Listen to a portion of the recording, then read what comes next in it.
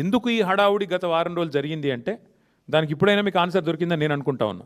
ఎందుకు అంటే తన బినామీ భాగోతం, తన బినామీ యొక్క కుంభకోణం, 6,000 కోట్ల వర్కులు ఏదైతే ఈ రాష్ట్ర ప్రభుత్వం KLSR అనే కంపెనీకి, ముఖ్యమంత్రి గారి బినామీ కంపెనీకి ఇచ్చిందో దాన్ని బయటపెట్టక తప్పని పరిస్థితి. ఇప్పుడు సుప్రీంకోర్టు చెప్పిన తర్వాత రాష్ట్రము కేంద్రం విచారించాల్సిందే, కాబట్టి తప్పని పరిస్థితి.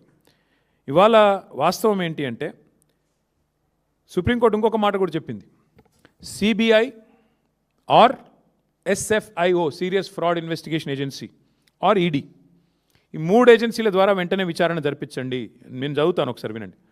The supreme court on January 23rd sought responses of the Center, Telangana, CBI, ED and SFIO on a plea seeking an independent probe into multi-crore corporate fraud involving alleged collusion of state authorities and a high-ranking member of the judiciary.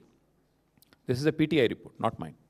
So point ఏంటంటే ఈ ఫ్రాడును, ఈ బినామీ భాగోతాన్ని దాచడానికే గత వారం 10 రోజులు నానా తంటాలు పడి, పాపం మిమ్మల్ని ఇబ్బంది పెట్టి, మీరు రోడ్ల మీదకి వచ్చి, మా నాయకులు, మా కార్యకర్తలు ఇబ్బంది పడి, ఏం జరిగిందయ్యా ఇందులో అంటే ఇగో అసలు విషయం, ఈ దొంగని, ఆ కుర్చీలో కూర్చున్న దొంగని ఇద్దరు పరస్పరం తమ బినామీ భాగోతం బయటికి రాకుండా ఉండడం కోసమే దావోస్ నుంచి ఆదేశాలు ఇచ్చి మరి ఈ డ్రామా నడిపారు.